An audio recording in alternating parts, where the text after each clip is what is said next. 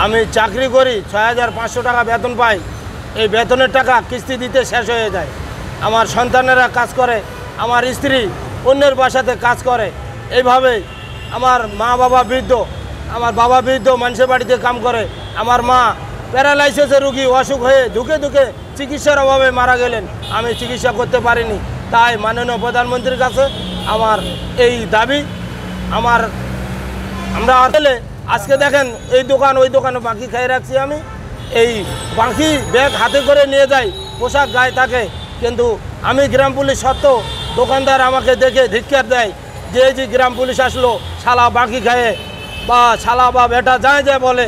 লজ্জায় সইতে পারি না যে এই গ্রাম পুলিশকে আর বাকি দেওয়া যাবে না। এই ব্যাগ অনেক সময় ঘুরিয়ে নিয়ে যায়, আর অনেক সময় আবার হাতে পায়ে ধরে বাকিটা নেই যে ভাই দেন, ভবিষ্যৎ বেতনটা বেতন বাড়লে আমি দিব। কিন্তু এতে আমি চলে পারি না। ব্যাগ অনেক সময় ঘুরিয়ে নিয়ে আসি, অনেক সময় ব্যাগটা কেউ দয়া হয়ে দেয় বাজার। এই মর্মে আমি দিনপথ চালাই। মাননীয় প্রধানমন্ত্রীর কাছে আবদার, আমাদের বেতনটা এই দাবিটা মানিয়ে নিলে আমরা চলতে পারবো আর কি। আচ্ছা, আপনারা যে এই প্রেস ক্লাবের সামনে, আপনাদের তো থাকার কথা গ্রামে জনসেবা করার কথা, কিন্তু আজকে প্রেস ক্লাবের সামনে কেন? আজকে প্রেস ক্লাবের সামনে আসার কারণ হলো 6500 টাকা বেতন পাই আমরা। এই 6500 টাকা দিয়ে দিনপথ চলে না। দীর্ঘদিন আমার মোটামুটি 14 বছর হয় চাকরি বয়স। এখন 6500 টাকা পাই। কিছুদিন আগে আরও কম পেতাম। লোন করে দিনপথ চালাই। আমি প্রায় 1,03,000 টাকা দেনা হয়ে আছি।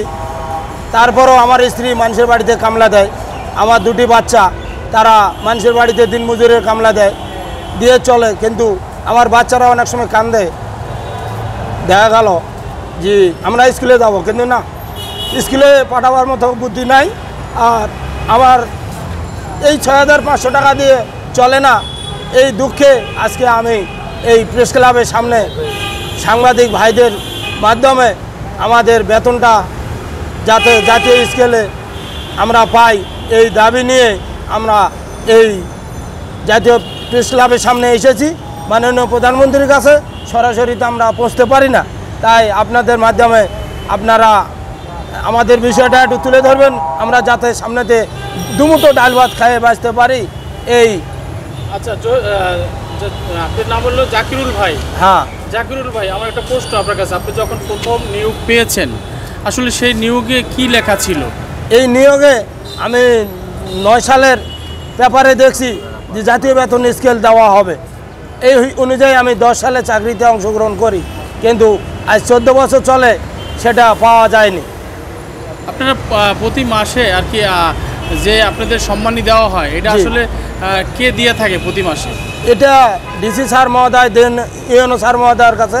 উনি আমাদের এই বেতনটা দেন, এটা দিন ধার্য করে ডেকে নিয়ে।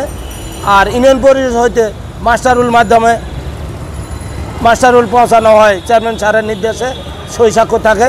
1 মাস চাকরি হয়েছে এই মর্মে। কিন্তু অনেক জায়গায় কি নিয়োগ হয়েছে? আপনাদের দাবি গ্রাম্য পুলিশের যে সরকারিকরণের যে নিয়োগটা, এটা কি পার্মানেন্ট হয়েছে? আপনার দাবি অন্য অনেক জায়গায় হয়েছে? না, আমার মনে হয় বাংলাদেশের কোথাও হয়নি। না। এটা কি হবে বলে সরকার ঘোষণা দিয়েছিল? এটা হবে বলে সরকার ঘোষণা দিয়েছিল।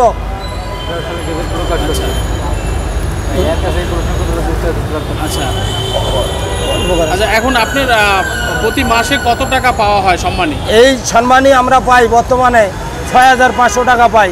এতে চলে না। এই জন্য আমার আসার কথা যে সামনে আমাদের কুরবানি আছে। কুরবানিতে বাস্তবে দীর্ঘ 14 বছর চলে আমি কুরবানি দিতে পারিনি। আমাদের ওই মিসকিন হিসাবে যে একটু পাই আমরা, এই নিয়ে আমাদের চলে। বাস্তবে আমরা কুরবানি দিতে পারি না। এই হলো আমার হরিয়াত। সামনে আমাদের বেতনটা জাতীয় স্কেলে দিলে আমরা দুমুঠো ডাল ভাত খেয়ে বাঁচতে পারবো, কুরবানিও দিতে পারবো, পোশাকের একটু মান সম্মান রাখতে পারবো। বুঝতে আমাদের যে গায়ে পোশাক আছে, এই পোশাকে কিন্তু মান সম্মান বাঁচে না। আমি যে দেনা রয়েছি আশা ব্যাংক, রিক, এই এনজিওগুলোতে আমার 1,03,000 টাকা দেনা। দোকানে যাই ব্যাগ নিয়ে, দোকানে বাকি খাই রাখছি। 1 দিন 2 দিন 3 দিন যাওয়ার পরে ব্যাগ ঘুরিয়ে দেয়। তারপরও আমি অনুরোধ বিনোদ করে যে ভাই বেতন বাড়লে বেতন দেওয়া হবে, কিন্তু বাস্তবে বেতন বাড়ে না, দিতেও পারি না। তাই আপনাদের মাধ্যমে আমার অনুরোধ, আমাদের বিষয়টা ভালোভাবে তুলে ধরবেন।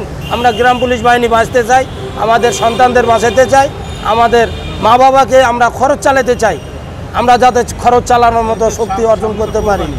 জি, সামনে তো কোরবানি চলে আসছে, তো আপনারা এই যে কোরবানিতে এখানে থাকবেন না? আমাদের লিডার আছে, এই লিডারে উনি বলবেন আমাদের পক্ষে। আমরা এই বিষয়ে উনার সঙ্গে জানে বলতে পারবো। সভাপতি সাহেব,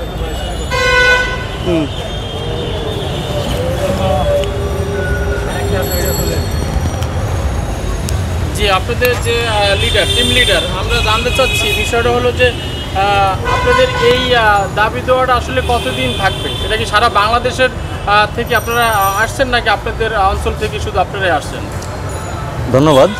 আসলে আমরা স্থানীয় সরকারে কর্মরত, সমগ্র বাংলাদেশে আমরা 46,870 জন গ্রাম পুলিশ সদস্য আছি। এই দাবি বললে ভুল হবে।